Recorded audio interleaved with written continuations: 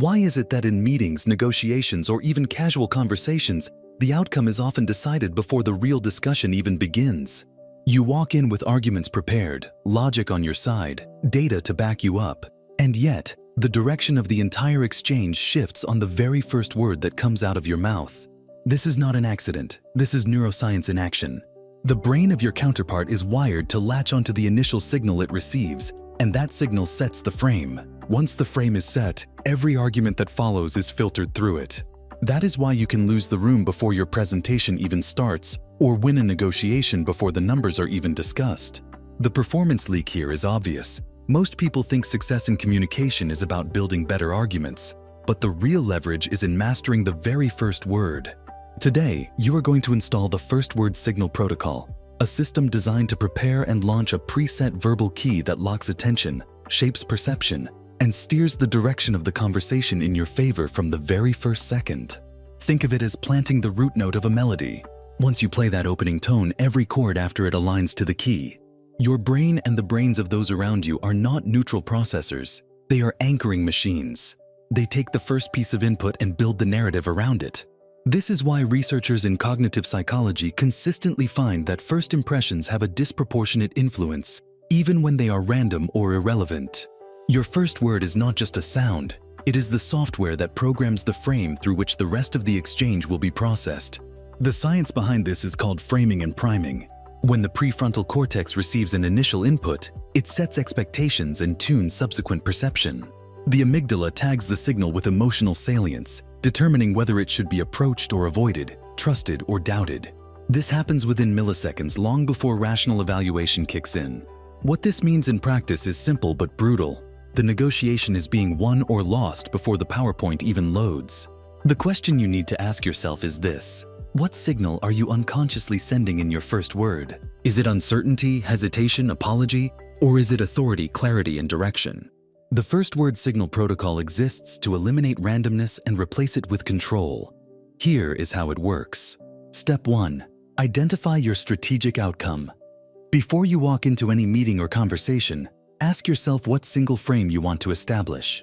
Do you want to be seen as the authority? Do you want to emphasize collaboration? Do you want to highlight urgency? You cannot set every frame at once. Choose one. That choice determines your key word. Step 2. Engineer your word key. Neuroscience shows that certain categories of words trigger stronger anchoring effects because they activate emotional and cognitive networks simultaneously. For example, words that signal certainty like exactly, words that signal direction like let's, or words that signal exclusivity like only. Each of these categories can serve as your first word, depending on the frame you want to lock in. The mistake most people make is to default into filler. Well, so, maybe, Those signals frame you as tentative before you have even started. Instead, your word key must be deliberately chosen. Step 3. Rehearse the launch. Just as athletes rehearse the opening move of a routine, you must rehearse delivering your first word with tone, timing, and presence. Remember, the brain does not just process the word itself, it processes the delivery. A strong word spoken weakly collapses. A simple word spoken with crisp timing becomes a weapon. The protocol here is to practice your opening in advance, not the entire speech, but specifically the very first second. This is the cognitive equivalent of lighting a fuse. The energy you ignite will carry forward. Step 4. Deploy context cues. Neuroscience tells us that perception is context dependent. If you want your first word to anchor correctly, align your body language and environment to reinforce it. For instance, if your word is meant to signal authority, match it with an upright posture and steady eye contact. If it is meant to signal collaboration, deliver it with open hand gestures. Your body amplifies the frame, making the verbal signal twice as sticky in the listener's brain. Step 5. Reinforce with echo. Once the first word is launched, you must weave it back into the conversation strategically. The hippocampus encodes repetition as importance, so each subtle reuse of the word reinforces the frame. For example, if your first word was exactly, you can later say, "And that's exactly why this matters," or "This takes us exactly where we need to go." The listener's subconscious keeps tying back to the frame you planted, even if they are not aware of it. Let's make this brutally practical with examples. Imagine two leaders starting a meeting. The first begins with, "Thanks everyone for coming, so I think we should..." The frame is already weak, hesitant, reactive. The second leader begins with exactly. Here is what matters today. Before content has even been introduced, the second leader has framed themselves as precise, confident, and authoritative. Or consider a negotiation. One person begins with, well, I guess the numbers. The other begins with only. There is only one number that matters here. Same room, same discussion, completely different frame. Which one do you think the brain of the counterpart will follow? That is the leverage point. Every high performer you admire is using this protocol, whether consciously or unconsciously. They are not leaving the first second to chance. They are installing the frame and steering the narrative from the very start. Now it is your turn. The first word signal protocol is about control. Control over perception, control over framing, control over the leverage point that decides whether your argument even lands. The science is clear, the application is immediate, the payoff is enormous. The final step of the first word signal protocol is training it into your identity until it becomes automatic. Right now, you might think of it as a tactic, something you consciously plan before a big presentation or negotiation. But the true power comes when it becomes your default operating system. Neuroscience calls this automaticity. When you repeat a behavior enough times, the basal ganglia encodes it as a habit. That means you are no longer deciding in the moment whether to use it. It runs as a program.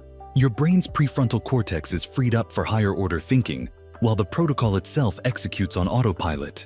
This is how elite communicators seem effortlessly confident from the very first second. They are not improvising. They are running a well-trained script. To hardwire this protocol, you need repetition under different conditions. Practice not only in formal meetings but in everyday conversations. Launch the first word intentionally when ordering coffee, when starting a call, when speaking to colleagues.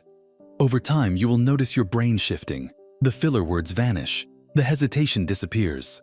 Your instinctive opening becomes clear, deliberate, and strategic. That is the moment when you know the protocol has moved from conscious effort to unconscious competence. Let's break down the 3 reinforcement drills that will accelerate this shift. Drill 1. The mirror test. Each morning, rehearse 5 different first words in front of a mirror with full presence. The point is not the exact word, but the delivery. Notice your tone, your posture, your timing. This is building muscle memory for authority. Drill 2. The anchor substitution. Every time you catch yourself about to say a filler like well or so, replace it with a deliberate anchor word. This trains your brain to swap weak signals for strong ones until the substitution happens instantly. Drill 3. The contextual escalation. Start with low-stakes settings, then gradually move into higher-stakes environments. Use the protocol first with friends, then in team meetings, then in client calls, then in negotiations. Each successful execution reinforces the neural pathway, embedding it deeper into your identity. The payoff is not just in perception.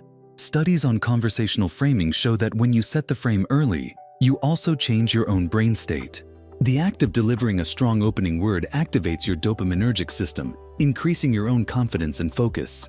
In other words, you are not only influencing others, you are priming yourself for peak performance. This is a double leverage point, 1 action, 2 outcomes. You elevate how others perceive you, and you elevate how you perform. Now let's zoom out and connect this to the bigger picture. Why does this matter? Because in business, in leadership, in life, the person who sets the frame usually wins.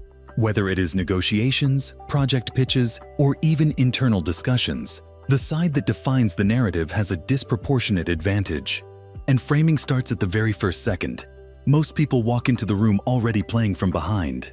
They stumble into filler, they let the other side set the tone, and they spend the rest of the conversation trying to claw back authority. You will not make that mistake anymore. With the first word signal protocol, you are not reacting, you are dictating. You are not playing defense, you are launching the opening strike. And remember, this is not about manipulation, it is about alignment. If your ideas are strong, they deserve the frame that allows them to land. Without the protocol, you handicap yourself before the real discussion even begins. With it, you give your arguments the environment they need to be heard, understood, and acted upon. Here is your immediate action plan. Step 1. Before your next meeting, write down the single frame you want to set.